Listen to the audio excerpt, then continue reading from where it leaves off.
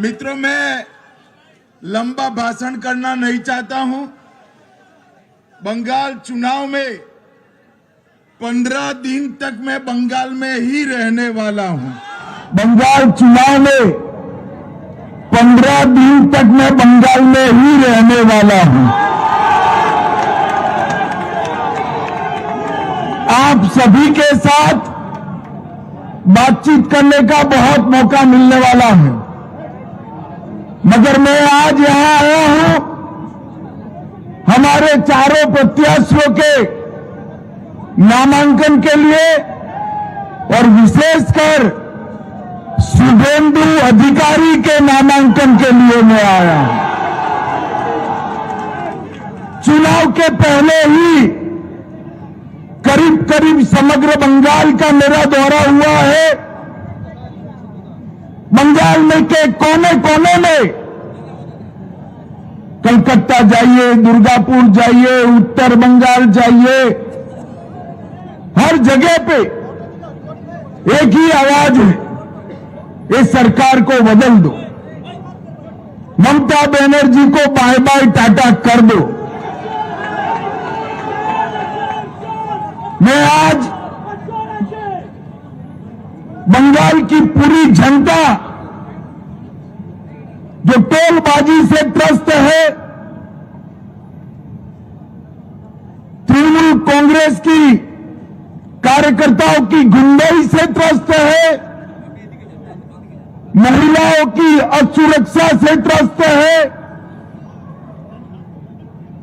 बेरोक टोक घुसपैठ होकर बंगाल की डेमोग्राफी चेंज हो रही है, इससे त्रस्त है। आए दिन बम धमाके, गोलीबारी से त्रस्त है, युवा बेरोजगारी से त्रस्त है और करप्शन का इतना रिकॉर्ड जो ममता जी ने बनाया है, इससे भी त्रस्त है। पूरे बंगाल की जनता मांग कर रही है कि महान पश्चिम बंगाल के अंदर अब परिवर्तन होना चाहिए। मोदी जी के नेतृत्व में यहां भारतीय जनता पार्टी की सरकार बननी चाहिए। पश्चिम बंगाल की बॉर्डर को सील कर पश्चिम बंगाल और देश भर से घुसपैठियों को चुन चुन कर देश के बाहर निकालना चाहिए और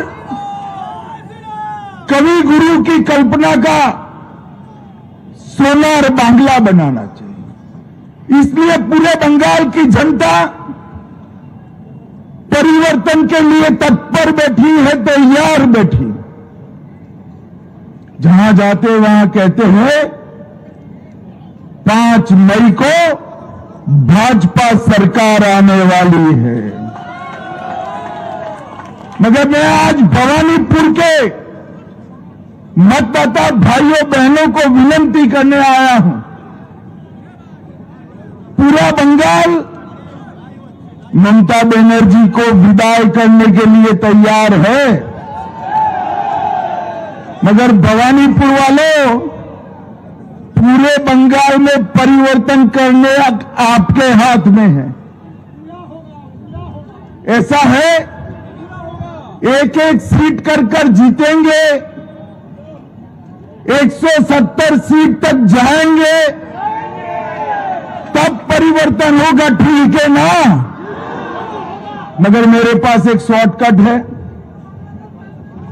अगर भवानीपुर वाले एक ही सीट जिता दे तो परिवर्तन अपने आप हो जाएगा।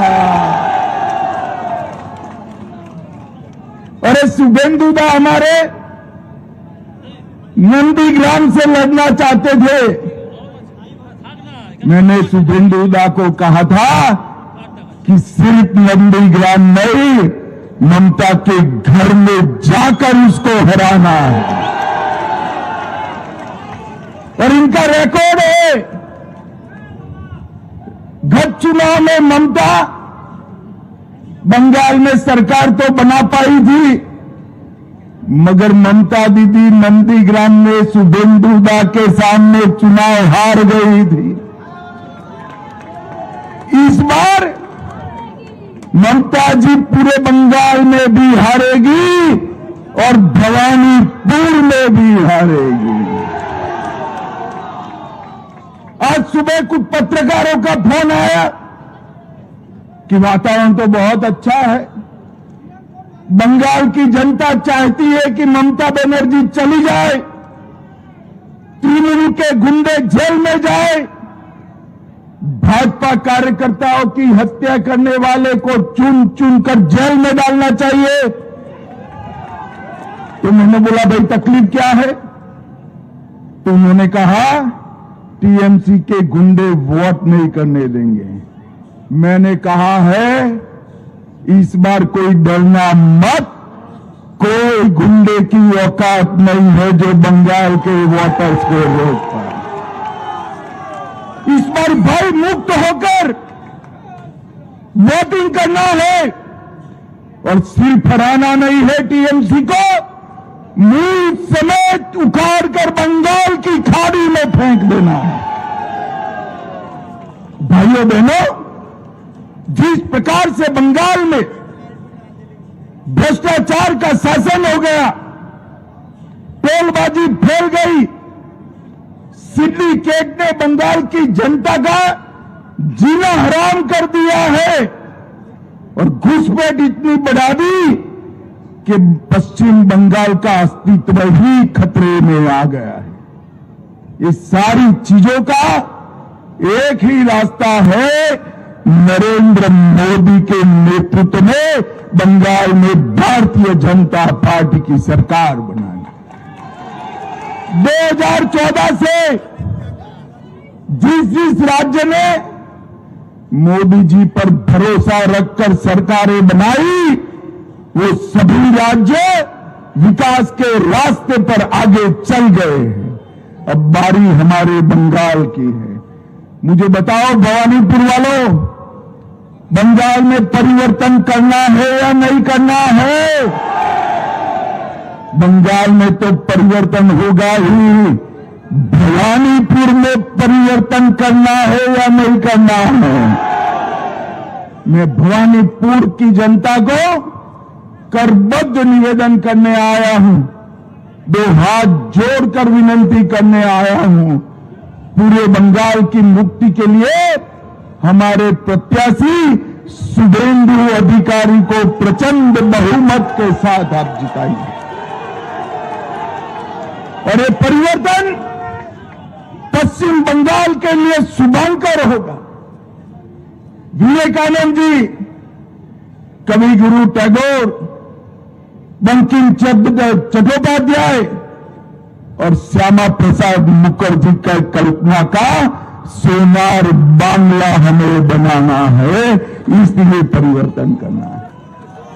तो फिर से एक बार शुभेंदुदा, हमारे डॉक्टर स्वपन दास गुप्ता, बहन शत्रुता घोष, संतोष पाठक, हमारे चारों प्रत्याशियों को चुनाव जीतने की बहुत बहुत शुभकामना कर भवानीपुर वालों को पूरे बंगाल के परिवर्तन की जिम्मेदारी आपकी है, इसका एहसास कराकर मेरी वाणी को विराम देता हूं।